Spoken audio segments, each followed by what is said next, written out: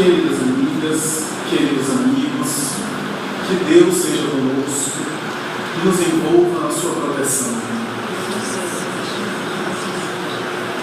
Narra a tradição do pensamento budista que na história da saga de Buda, Pátio do Labirinte na Índia, houve um jovem dedicado e fiel que se tornou o verdadeiro discípulo do príncipe Siddhartha Gautama. Esse jovem, chamado Ananda, cujo nome é uma tradução indiana para bem-aventurado ou bem-aventurada, deveria escrever nas páginas do pensamento budista a saga da luta pelo desejo, pela libertação, que é parte fundamental de toda a saga do budismo, na superação de Raga, a ilusão, ou Maya, segundo as traduções, para ter uma ideia dessa busca de iluminação que faria parte de Buda e daqueles que o seguiram. Narram as tradições da literatura budista que esse jovem viajava periódica, recorrente, exaustivamente pelo sul da Índia, principalmente, para levar a palavra, a mensagem da iluminação através do Samadhi que ele tanto pregava e que aprendera com seu mestre, porque era discípulo direto do Sakyamuni. Ananda se tornou conhecido, relativamente conhecido na região.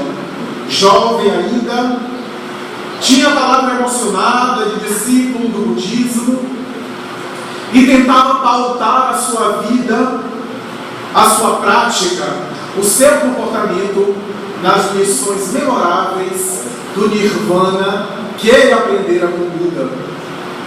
Mas há um caso associado ao seu nome que ficaria conhecido e famoso quando, por uma região poeirenta, cujo sol ardente parecia dardejar o seu leque de plumas douradas de uma maneira mais acentuada, passando por várias regiões do sul da Índia e entrando por uma cidade onde ele deveria levar a palavra de Buda, para já no regresso ao monastério onde ele ficava, passou por uma região ali aquecida pelo sol agressivo,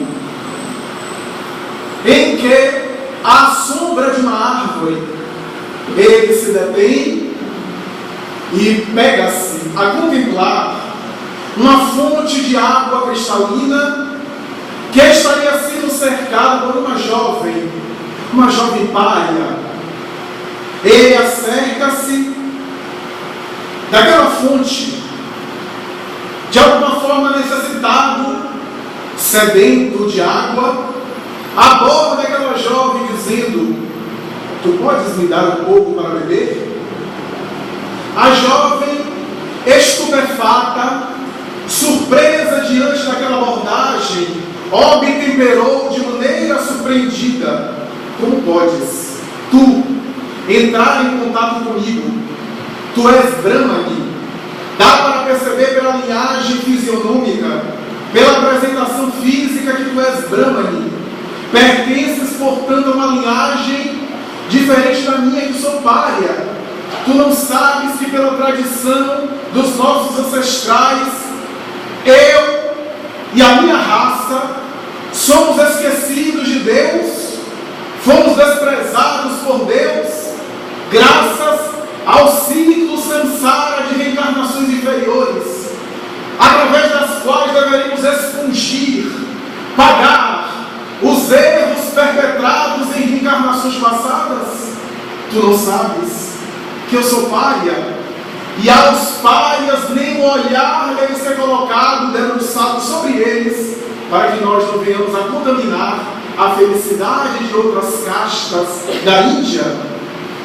O jovem Ananda sorri de maneira jovial, compreendendo a abordagem daquela jovem, e acentua, redarguindo a ela, diante daquele desafio filosófico: "Vejo em você um anjo, porque toda mulher é anjo na terra, para de alguma forma, com a sua ternura, diminuir a aspereza do caminho por onde passa a humanidade. Toda mulher é mãe, e as mães, com a sua função maternal, devem embelezar a aspereza do caminho de todos os homens e mulheres que passam pela terra. Tu és minha irmã, és uma criatura de Deus igual a mim, porque para mim não vejo mais do que uma raça na humanidade, a raça humana, e para mim, portanto, tu és igual e não há diferença. Diante daquela resposta que deixa a jovem embaraçada, ele volta à carga e continua a insistir: dá-me um pouco de beber, por favor. Ela, um tanto embaraçada, não apenas pela paz que se irradiava daquele jovem, mas também pelo seu olhar de ternura, de doçura. Ninguém nunca havia falado consigo daquela forma. Ninguém nunca havia se dirigido a ela com aquela ternura, com aquele carinho, com aquela atenção. Ele parecia praticamente fulminá-la com o olhar. O seu olhar parecia penetrá-la intimamente, de tal forma que ela se sentia desvelada na sua intimidade psíquica, emocional. Ele então volta e diz: dá-me de beber. Ela ainda estava reflexionando, refletindo diante daquelas colocações daquele jovem, que deveria ter mais ou menos 26, 28 anos, e ela quase que a mesma idade, um pouco menos. Olha aqueles olhos amendoados, castanhos claros, que ele pede de água e ela diz que não tinha balde, não tinha recipiente para poder ajudá-lo, mas em um impulso, pega a água com as mãos, faz uma concha e oferece-lhe. E depois de sorver o líquido, ele olha para ela e diz: sou grato muito a ti, nunca esquecerei da sua ajuda, e portanto você tem a minha gratidão. Sorri e passa adiante. Passa adiante Ananda no seu périplo para voltar ao local de origem, ao regresso à casa paterna, ao monastério, onde naquela mansarda ele dividiu uma cela com o próprio Buda. Mas a jovem perturbou-se profundamente. Entrou numa inquietação, numa agonia, foi dominada pelo fogo do desejo, e de tal forma se manteve em um desequilíbrio, em uma perturbação, em uma ansiedade profunda, que foi pedir ajuda materna, solicitando-lhe os préstimos.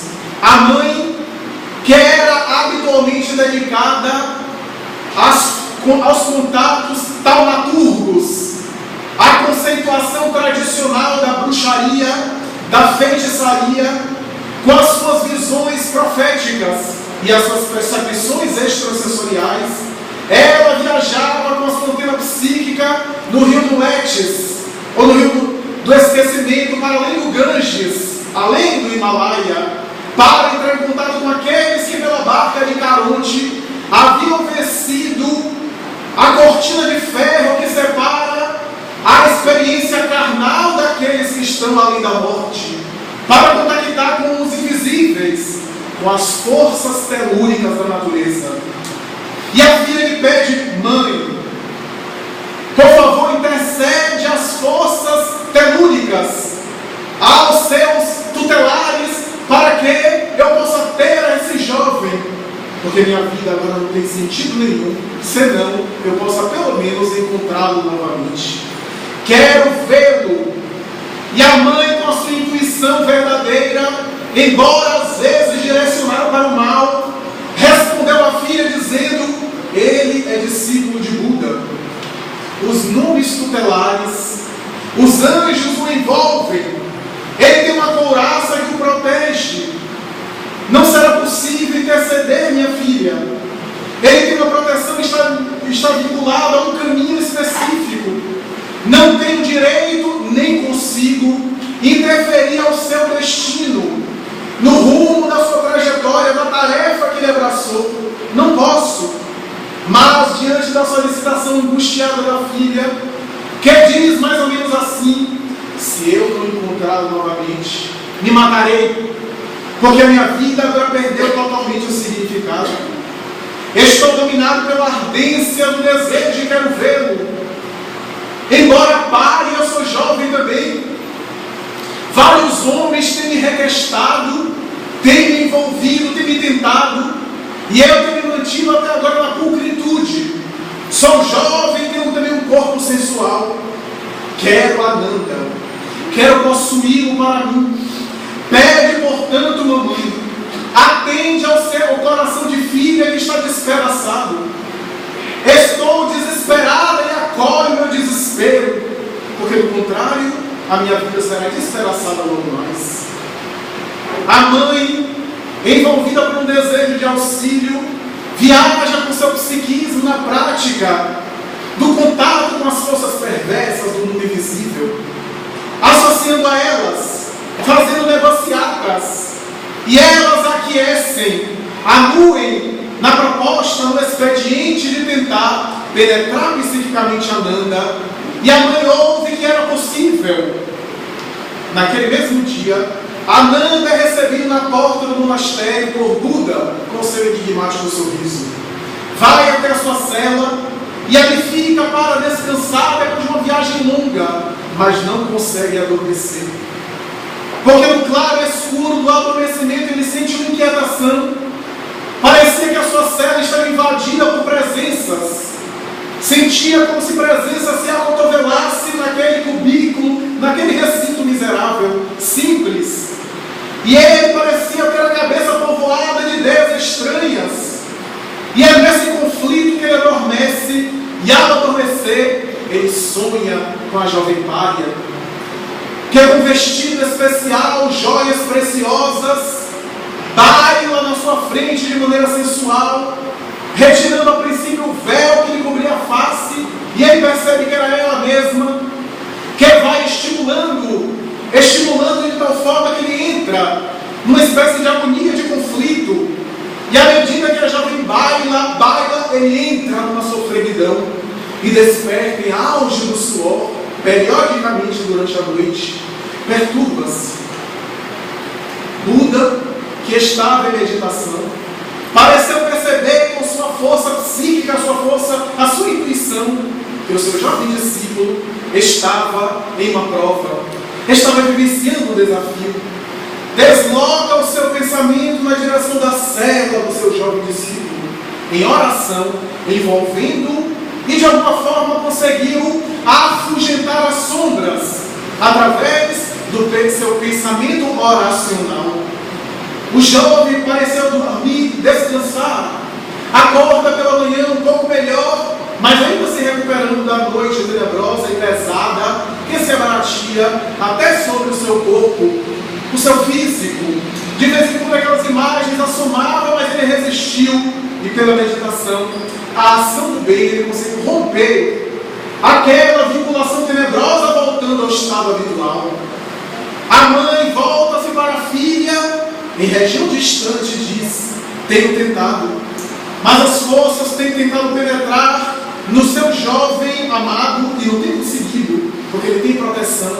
Eu te avisei que ele é protegido, que ele tem determinados méritos, e o próprio Buda, com a sua assistência paternal, deve envolvê-lo no seu guardião, na sua atitude guardiã, com o seu jovem discípulo que está se libertando, está envolvendo-se e caminhando para a iluminação. E a filha disse: eu não possuí-lo, pelo menos encontrá-lo, eu matar-me-ei. Então, a mãe, parecendo também intuída, diz à filha: procura Buda, vai até ele. Tu queres conseguir Ananda? Solicita uma audiência com Buda, uma entrevista com ele. Ele vai saber ajudar você, vai saber orientá-la para conseguir o seu desejo, para conseguir alcançar a sua ambição. Vai até Buda. E a jovem, com aquele conselho, parece se renovar de entusiasmo, e naquele mesmo dia viaja na direção do conhecido monastério do príncipe Siddhartha Gautama. Ao chegar às portas, Buda estava ali, parecendo esperá-la. e ouve de maneira paciente o seu relato. Depois de todo o discurso que ela apresenta, ele então sorri e diz: tu queres ser Ananda? Acho de bom grado, acho justo o seu desejo de menina mulher, mas para tê-lo é necessário se elevar, é necessário ascender espiritualmente ao nível onde ele se encontra, para que tu possas entender-se com ele e possa ali mais tarde estabelecer um consórcio de maneira idêntica a fim, para que não haja desentendimentos, falta de sintonia, e para que raga a ilusão não perturbe tanto os seus sonhos de menina mulher. Ascende espiritualmente ao nível onde ele está. E a jovem pergunta: mas como? Fica conosco em nosso monastério, medita, busca o Samadhi, busca o Deus interno. Ajudarei você nesse propósito. Deves encontrar a iluminação primeiro, a libertação do sofrimento. Deves sintonizar com a compaixão, uma das 4 nobres verdades do pensamento budista. E depois disso, eu te prometo, tu vais ter Ananda para ti. A jovem então se enclausura em uma célula do monastério, e aí fica nos hábitos espirituais, em alguns trabalhos manuais, na ação a alguns necessitados. E em determinado momento ela diz: eu estou meditando, eu já consegui. Ainda não, medita um pouco mais. Introjeta-se, procura buscar o insondável do ser superior que tu és. Ajudarei ainda mais. E ele se desdobra em dedicação e assistência àquela que seria uma filha espiritual. E ela insiste, começa a praticar virtudes, que ele dá uma certa paz, uma certa tranquilidade, mas não esquecendo a lembrança do rapaz. Ela de vez em quando redargue ao príncipe, ao ex-príncipe Sakyamuni. Mas agora eu já estou pronta, ainda não. Um pouco mais. Medita mais. Desenvolve as virtudes espirituais, ainda não estás pronta. E depois de algum tempo, o próprio Buda percebe que ela tinha uma irradiação luminescente diferente, um olhar diferente. Ela já se encontrava verdadeiramente diferente. Então, a partir daquele momento, ele chama Ananda, solicita a presença da jovem, e agora diz Ananda: esta vai ser a tua companheira. A partir de hoje, o consórcio, que começa a nível espiritual e pode se concretizar de natureza humana, inicia-se entre vocês. É a jovem elegida para compartilhar a sua caminhada, para desfrutar das mesmas experiências e ajudar-te na tarefa de iluminação e de libertação da ilusão. Ao que a própria jovem interrompe o mestre dizendo: não, peraí, deixa eu falar um pouco. Não preciso mais. Não preciso mais tê-lo. Antes eu queria muito possuí-lo. Agora eu não preciso mais. Porque mergulhando e me conquistando a mim mesma, eu percebo que eu já tenho ele no âmago do meu coração. Não preciso mais do corpo dele. Não preciso mais da indumentária material que um dia vai apodrecer, vai envelhecer e vai apresentar excrementos e deficiências. Mas eu consigo agora amá-lo sem retê-lo, sem possuí-lo. Pega nas mãos de Ananda, e o jovem discípulo também emocionado, ambos caminham para conversar. Buda então sorri e arremata dizendo: é assim. A conquista exterior, a conquista externa, só é possível verdadeiramente quando se realiza a conquista por dentro, a conquista interior. É assim a paz do Nirvana, a iluminação. Essa história da literatura budista sintetiza basicamente a proposta da libertação interior através do desapego, que é o verdadeiro desafio existencial, somente conseguido através do trabalho de auto-iluminação. Talvez foi por essa razão que Lao Tse, o pensador chinês, estabeleceu em determinado momento uma frase célebre: sonhei essa noite que eu era uma borboleta, ao acordar percebi que era um homem, e agora estou na dúvida se sou um homem que sonha o que é uma borboleta, ou se sou borboleta que está sonhando que é homem.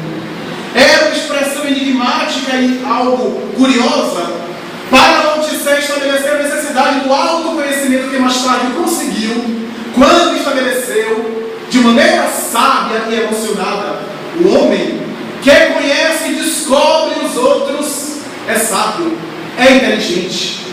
Mas o homem que se descobre é um iluminado. A proposta do autodescobrimento ou da autoiluminação está presente em várias tradições do mundo antigo. As velhas tradições espirituais, religiosas e místicas falam desse encontro consigo mesmo, que não é fenômeno de paranormalidade. O fenômeno paranormal é um transe pontual, específico, é um estado alterado de consciência. Mas a iluminação interior é uma proposta de autoconquista, em que o indivíduo pode até ter experiências transpessoais, mas não é indispensável. É o momento do luminoso, como dizia o teólogo alemão Rudolf Otto, que Carl Gustav Jung mais tarde vai utilizar essa palavra luminoso, que vem de lumen, iluminação, para dizer que o luminoso é o fenômeno psicológico por meio do qual o indivíduo sintoniza com a sua dimensão transcendente, de tal forma que transcende o próprio ego, nas palavras de Carl Gustav Jung, para descobrir o inconsciente, revelar o inconsciente profundo, que dorme nos arquivos da nossa memória e que muitas vezes automaticamente programa a nossa vida sem pensarmos. Freud já vem estabelecendo que o inconsciente pode ser considerado a polpa de uma maçã e a consciência a casca da maçã. Tal é a predominância do fenômeno inconsciente. Mais tarde, o grande pai da psicanálise vai dizer de outra forma que o inconsciente é um iceberg. Ou melhor, a consciência é um iceberg e o inconsciente é tudo que está submerso. Carl Gustav Jung mais tarde vai dizer que o inconsciente é o Oceano Pacífico todo e a consciência é uma casca de nós no Oceano Pacífico. Tal é o mundo inconsciente que nós ainda não descobrimos. A realidade íntima que Jung tentava interpretar através de um processo de amadurecimento psicológico, através do qual o indivíduo descobre quem se é, quais são as suas reações nervosas, quais são os seus anseios, quais são as suas metas, quais são os enigmas momentaneamente ainda não solucionados, porque é um processo quase infinito de autodescoberta, para que o indivíduo possa cada vez mais ter controle sobre a sua vida e se libertar da ilusão de raga, conforme o pensamento budista. Jung chegou a estabelecer uma frase, individuação, que provavelmente vem de Platão, de Santo Irineu e dos neoplatônicos de Alexandria. A individuação é um termo que significa um processo psicológico de um indivíduo alcançar a sua singularidade no coletivo. Não é individualismo, é individuação. É um processo de ser singular no grupal. Nas suas palavras, é a experiência antropológica e psicológica através da qual o indivíduo consegue assimilar os fenômenos que estão inconscientes. O ego toma conhecimento desses fenômenos e os assimila de tal forma que se identifica perfeitamente com o self, o ser profundo que nós somos. São palavras técnicas, talvez difíceis para o nosso entendimento, para a maioria de nós compreendermos, mas uma linguagem simples seria aquela pessoa que consegue exteriorizar aquilo que é internamente. Não há um conflito entre aquilo que a pessoa apresenta e aquilo que a pessoa é de maneira interna. De tal forma que não possui consciência de culpa, que não possui conflito de personalidade. E é assim que a autoiluminação, apregoada por Jung como individuação, vai ser cantada e cantada ao longo dos séculos pelos grandes pensadores que tiveram a coragem de se encontrar, de se conhecer, de se descobrir. Sócrates, o pai da filosofia, dizia que a iluminação é o momento em que o indivíduo alcança a consciência tranquila, graças à qual o indivíduo tem um coração pacificado. Mas ele dizia que a consciência tranquila é o resultado do coração pacificado. E o coração pacificado é o resultado de uma conduta correta. Somente tem coração pacificado quem tem consciência correta. E somente tem comportamento correto. E somente tem consciência tranquila quem tem o coração pacificado. Uma coisa gera outra. Nas palavras do pai da filosofia, o próprio Buda estabeleceu o caminho do meio para encontrar a paz do Nirvana. Porque de um lado, o ascetismo que ele viveu, a violência, a dominação dos desejos da carne através da violência. E quanto mais ele tentava se consumir através de uma repressão violenta, mais desejos da carne ele consumia. Ele percebeu que não era assim. Empurra a mola volta com mais força. Por outro lado, havia a luxúria, os prazeres, os excessos que ele pôde percorrer e permanecer e acompanhar durante a infância e a adolescência. Então, diz a tradição que ele começou a mergulhar no mundo de si mesmo.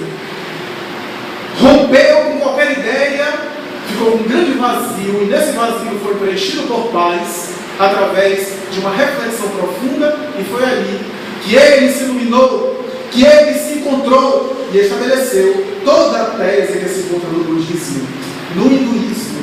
Nós encontramos a colocação de Krishna a respeito do combate aos vícios. Combate esse que deve ser empreendido através de um exame de consciência, a autoiluminação. O apóstolo Paulo também falou em combate, no Novo Testamento e nas suas epístolas, principalmente, quando ele fala do bom combate, que era necessário o cristão realizar esse bom combate. E ele chega a dizer na epístola aos Romanos: o bem que eu quero fazer, não faço, e o mal que eu não quero fazer, este eu faço. Demonstrando que era uma criatura que errava, era uma criatura frágil como todos nós, mas a sua insistência, o seu temperamento perseverante, a sua obstinação para o bem e para se disciplinar, fez com que ele chegasse no final da vida e exclamasse em outra epístola: já não sou eu quem vive, é Cristo que vive em mim. O Cristo interno dos grandes místicos da Idade Média, mas foi Jesus quem estabeleceu de maneira singular esse processo de iluminação. O homem de Nazaré, o filósofo e poeta galileu, que na sua época, já desde quando ele entra no templo, na sinagoga, depois de passar quase 30 anos assessorando a sua mãe sozinha, dando-lhe os requisitos básicos, talvez, pensamos nós, para a sobrevivência material, trabalhando na carpintaria do seu pai, da qual ele herdou, para mais tarde, quando, segundo a tradição oriental, a mãe já se encontrava em uma situação estável, e segundo a tradição do Oriente, os filhos se desobrigam dos compromissos para com os pais, deixando que a situação estável, como tínhamos, ele adentrou-se numa sinagoga, segundo o Evangelho de Mateus, e ali sentou-se para os comentários habituais em torno do Torá, e depois de todos os comentários ele pediu a palavra e começou a interpretar de uma maneira singular o texto de Isaías, o profeta, que falava do Messias que viria, e falou de tal forma, diz a tradição, que as pessoas começaram a perceber e a reconhecer que ele era o próprio Messias. A partir do seu messianato, a sua mensagem deveria incendiar a humanidade do futuro, com a sua mensagem extraordinária, toda ela fundamentada na iluminação, sintetizando os sábios que vieram antes dele e antecipando acima de todos aqueles que vieram depois dele, para expandir ainda mais a sua mensagem. Jesus estabelece de maneira extraordinária o conceito do reino dos céus, ou o reino de Deus, que é muito difícil a gente entender, porque é muito difícil entendermos algo tão abstrato. E por isso, em várias das suas parábolas, ele começava dizendo: o reino de Deus é semelhante a, e contava uma parábola. O reino dos céus é semelhante a, e contava uma história. Através de símbolos, de paralelismos, de uma tradição oral, o Coan, a fábula, o mito, o conto, a parábola, são tradições do Oriente que são mais orais do que escritas. Ele tentava, através de elementos simples, dar a ideia dessa construção psicológica, antropológica e sociológica da iluminação interior, do autodescobrimento, através de expressões simples, através de textos singelos, para que a criatura do seu tempo conseguisse compreender essência, porque segundo alguns estudiosos, inclusive o psiquiatra brasileiro e ateu Augusto Cury vai dizer que intencionalmente nas suas parábolas ele preservou partes dos seus ensinamentos das adulterações do futuro. Porque em uma frase isolada nós podemos adulterar. É só uma vírgula, um sinal de pontuação, uma palavra que nós introduzimos, mas uma história que nós contamos, qualquer adulteração perde o sentido da história, perde o verdadeiro significado. A sua inteligência, diz Augusto Cury, do ponto de vista psiquiátrico, estava acima da média da população hebraica. Daí está praticamente tombado por terra o conceito de que Jesus foi alguém que foi criado pela mentalidade hebraica. Como alguns historiadores defenderam, principalmente no século XIX, é um mito. O mito do herói, o mito do Salvador, do Messias, que foi criado. Augusto Cury vai dizer, ninguém na época tinha inteligência tão desenvolvida para criar uma história dessa, para criar elementos tão extraordinários, para apresentar uma ética fantástica. O melhor código de direitos humanos, quando recebeu da Revolução Francesa, e os direitos humanos que foram apresentados em 1789, Jesus, quando sobe a montanha, segundo o Evangelho de Mateus, capítulo 5, ou quando desce a montanha, segundo o Evangelho de Lucas, abre a boca e faz o sermão das bem-aventuranças, 12 frases, que inaugura uma mentalidade nunca superada, uma ética até hoje tentada ser alcançada pelas criaturas humanas e não superadas mesmo pelos direitos humanos políticos e sociais que foram apresentados mais tarde na era moderna. As suas bem-aventuranças, todas elas em um ritmo sinfônico, quase que como se fosse uma poesia, quase que como se fosse uma tese, uma antítese e uma conclusão. Bem-aventurados os pobres de espíritos, porque deles é o reino dos céus. Bem-aventurados os mansos e humildes de coração. Bem-aventurados os brandos e pacíficos, porque herdarão a terra. Bem-aventurados os misericordiosos, porque eles próprios receberão a misericórdia. Note que há um desafio e uma compensação para aquele desafio. E essas compensações vão evoluindo. Desde aqueles que são aflitos e que serão consolados, até aqueles que receberão a misericórdia. Ou mais adiante, outras compensações mais profundas, como verão a Deus. Bem-aventurados os puros de coração. Para ser puro é necessário primeiro ser pobre de espírito. Era necessário ser misericordioso, porque ninguém é puro de coração sendo rancoroso. É toda uma gradação teológica e lógica para a compensação ser cada vez mais alto nível. Desde aqueles que são consolados até aqueles que verão a Deus. Verão, entre aspas, que Deus não se vê, mas era a expressão que ele utilizava. Verão, sentirão a Deus. Então é uma colocação extraordinária que o homem de Nazaré coloca, de uma maneira que a humanidade no seu tempo, estabelecem os historiadores, não entendeu essa mensagem estranha, porque a ética, a sociologia, a antropologia da época era totalmente oposta. E as bem-aventuranças, segundo um autor espiritual, é o reverso dessa medalha, porque apresenta que bem-aventurados aqueles que sofrem, porque serão consolados. Não tem que fazer apologia do sofrimento. É claro que ele está dizendo que todo mundo que sofre é consolado, porque há o sofrimento da ambição que não foi alcançada, há o sofrimento da inveja, há o sofrimento do ódio. O indivíduo que odeia e sofre, não era esse que Jesus estava se referindo. Humberto Roden, um notável místico e espiritualista, vai dizer: há um sofrimento de dentro para fora, que são os sofrimentos que nós desencadeamos. Esse indivíduo que é de dentro para fora, isso é, materialmente falando, é o indivíduo que sofre o que quer, porque opta pelo sofrimento, e os sofrimentos deles são opções que eles próprios buscam. Mas há aqueles que agem de maneira correta com a verdade, com V maiúsculo, diz Humberto Roden, mas apesar disso, e aliás, por causa disso, recebem sofrimentos de fora para dentro, recebem compreensões, recebem dificuldades, não são aceitos, não são compreendidos, experimentam testemunhos, provações emocionais, provações existenciais. Esses são bem-aventurados porque serão consolados. Que maravilha! Bem-aventurados os pobres de espírito, ou pobres pelo espírito, como diz o Humberto Roden. Aqueles que optam por, pelo Espírito, serem pobres, serem despojados das coisas, embora podendo possuí-las, podendo tê-las, se liberar das coisas. Esses são pobres para o mundo, mas pelo Espírito eles são pobres, porque percebem um tesouro muito maior, escolhem um tesouro maior, têm as coisas, usam as coisas sem se escravizar das coisas, sem colocar as coisas acima dos tesouros espirituais. Então esses são os pobres de espírito. Que maravilha! Bem-aventurados aqueles que sofrem perseguição por amor à justiça e à verdade, porque deles é o reino dos céus. Que discurso estranho! E ele continua dizendo: aquele que perder a sua vida, ganha-la. E aquele que ganhar a sua vida, perderá. Que discurso estranho!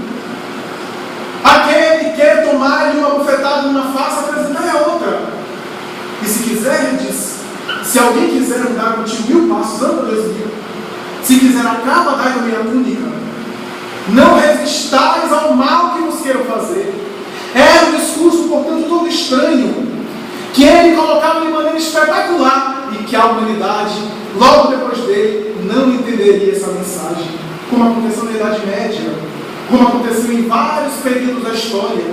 Ele nunca desprezou a humanidade, ele nunca desprezou o mundo material, mas ele colocava o mundo espiritual acima disso. A busca desse reino dos céus.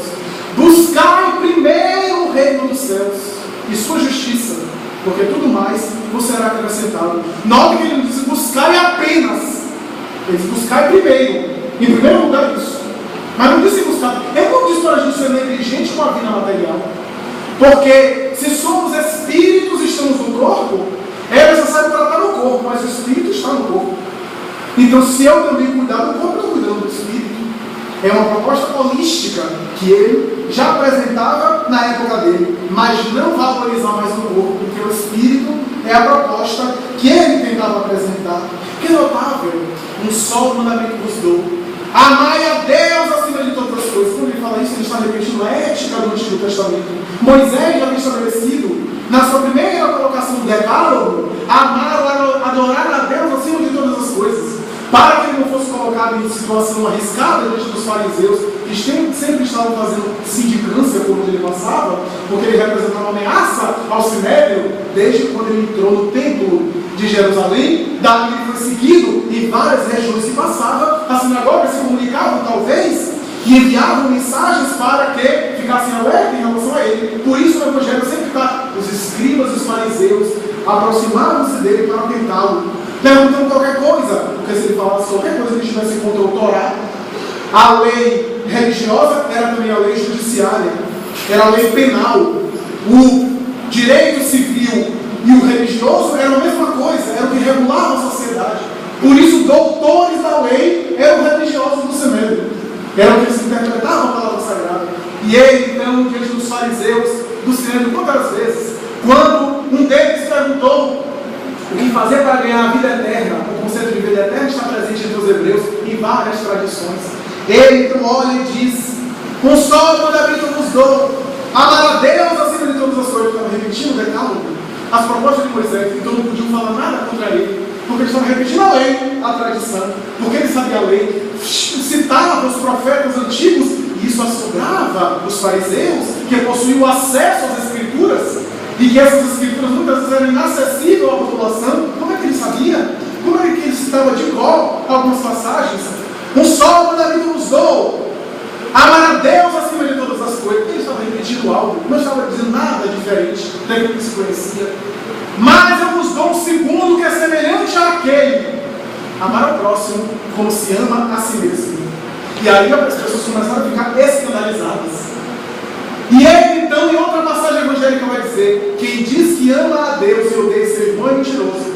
Porque como pode amar alguém que não conhece e odiar aquele que se conhece? Era, portanto, uma proposta lógica, de tal forma. Mas mesmo amar ao próximo está presente no Antigo Testamento. Porque há proposições que o próximo, a palavra próximo às vezes é utilizada, dependendo do contexto, graças ao vocabulário pobre, associada à ideia de familiar, de irmão de sangue, de situação situação consanguínea, mas para que ele deixasse claro que a irmandade que ele apregoava era outra, ele em determinado momento diz: amai os vossos inimigos, fazendo bem aqueles que vos perseguem e vos caluniam, a fim de receber a recompensa do Pai que está nos céus.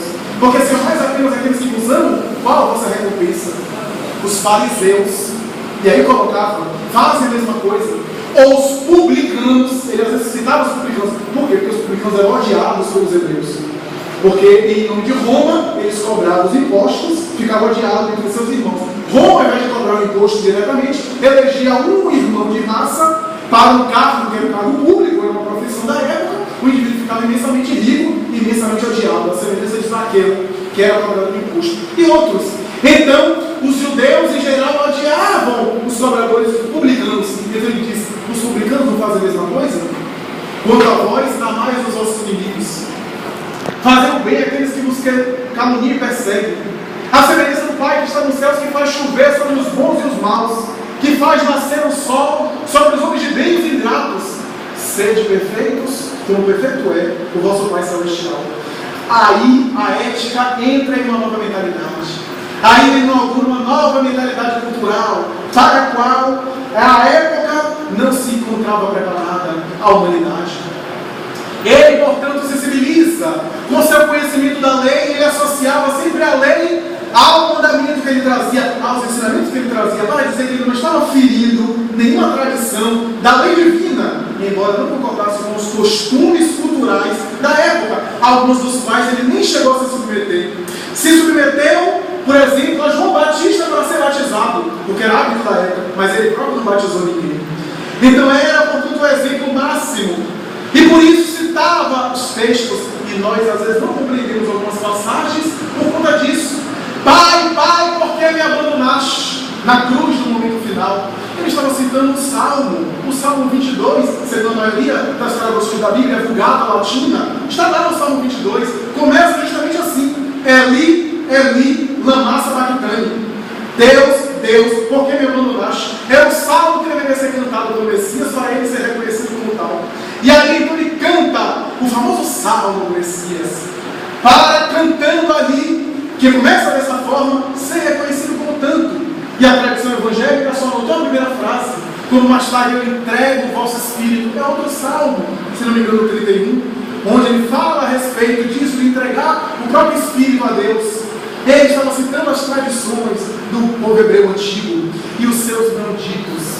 Quantas condutas que ele, ao invés de falar, ele fez.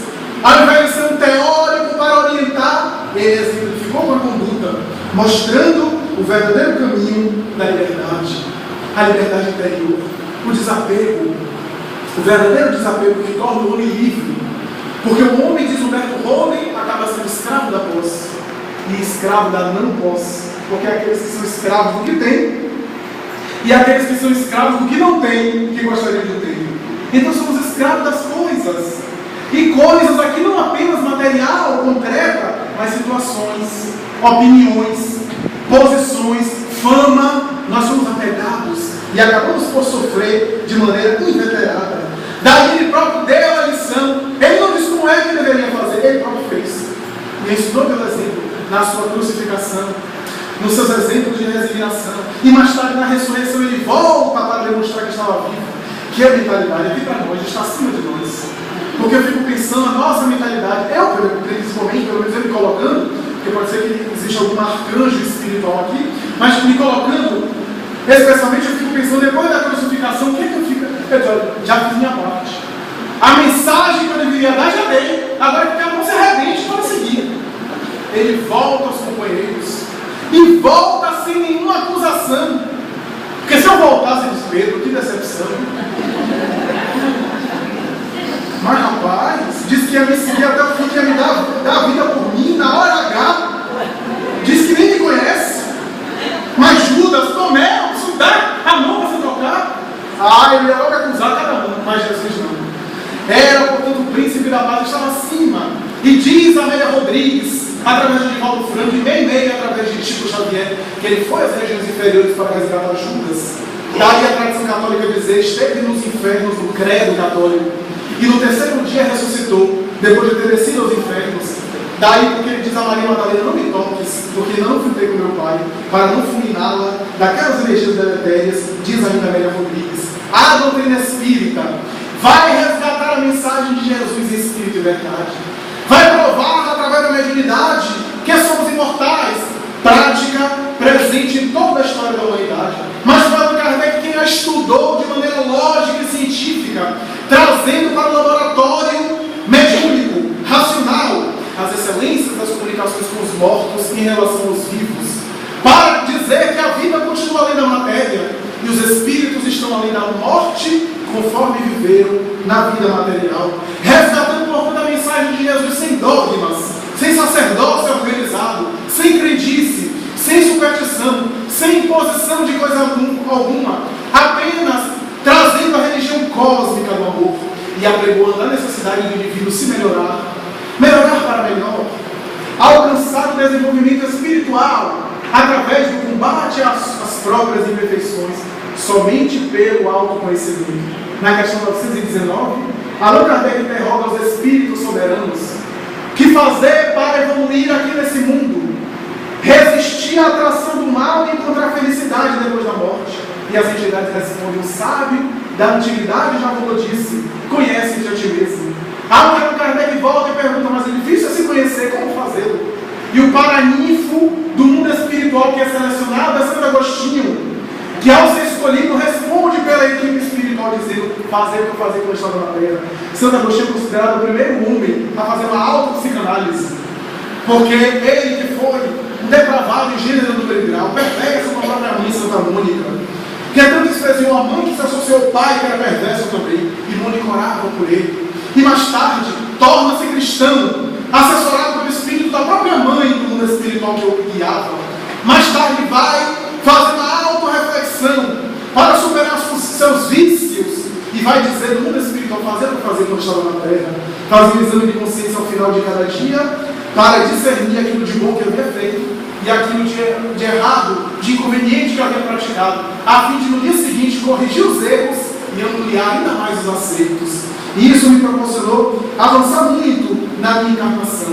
Allan Kardec examina isso para dizer que através do autoconhecimento nós superamos a maior chaga da humanidade, o egoísmo, base fundamental de todas as algemas que temos, os apegos que possuímos. Em todo o processo de perturbação moral, há sempre um sentimento egoísta.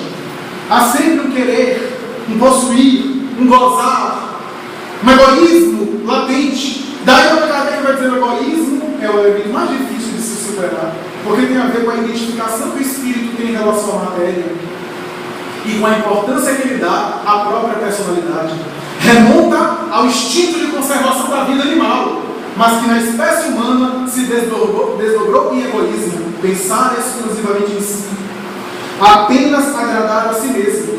Joana de Ângeles vai dizer: é necessário descobrir a si mesmo para encontrar a luz interna, porque somos lucigênitos, gerados pela luz. Saímos da luz, portanto somos luz também, e à luz voltaremos. Daí a libertação virá, meus amigos, através de um processo de amadurecimento, de ter a coragem de analisar as próprias imperfeições, de fazer uma análise sincera e cuidadosa em relação às perturbações que geram a nossa infelicidade na Terra. O que é que me faz sofrer na existência física? O que é que me faz? Ah, não, mas a culpa é de fulano, é da filha. E aonde é que está a minha participação na construção dessa realidade? Os psicólogos em geral sempre falam que o mais difícil em psicoterapia é fazer o indivíduo conscientizar-se que ele de alguma forma tem alguma participação em todos os dramas que são gerados à sua volta, porque se está incomodando ele de alguma forma também tem alguma associação naquilo. O mais difícil é convencê-lo disso. Enquanto ele fica como vítima da situação, ele não se melhora, porque se não é vítima, ele está sofrendo por causa dos outros, então ele não tem o que fazer a não ser sofrer.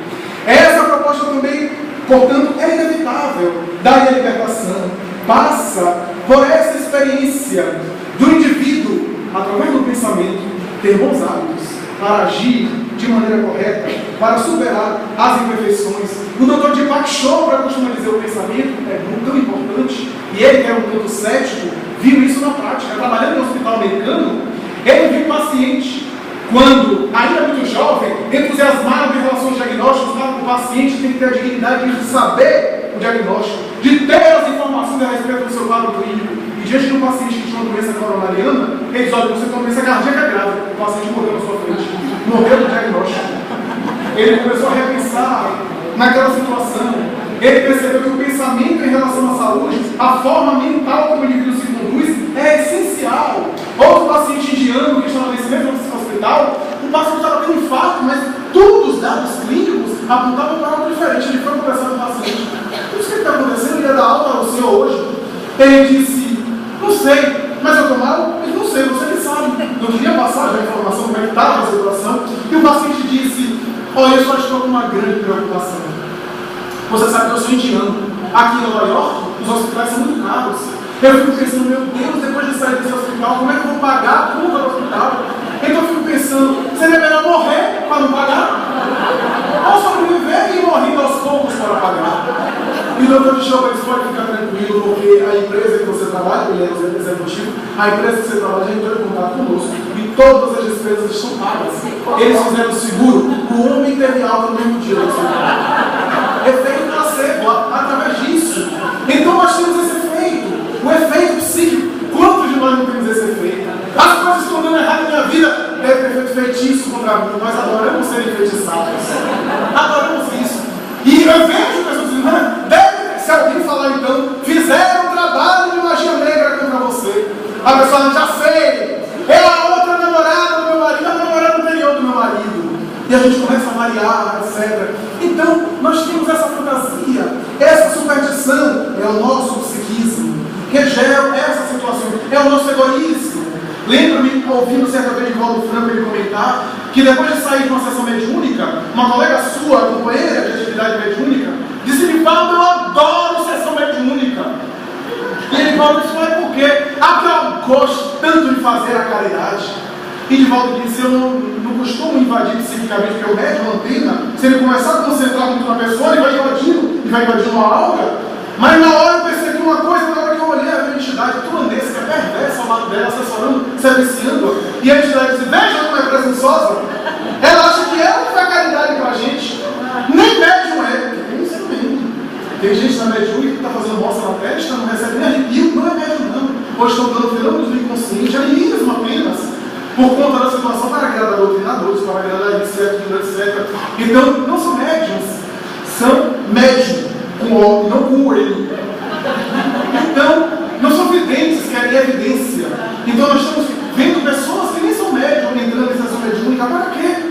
E o Espírito nem médium é, ela acha que está fazendo caridade com nós. Somos nós que fazemos a caridade com ela, porque nós estamos aqui sofridos no além. E através das comunicações mediúnicas nós damos o exemplo a ela e a vocês.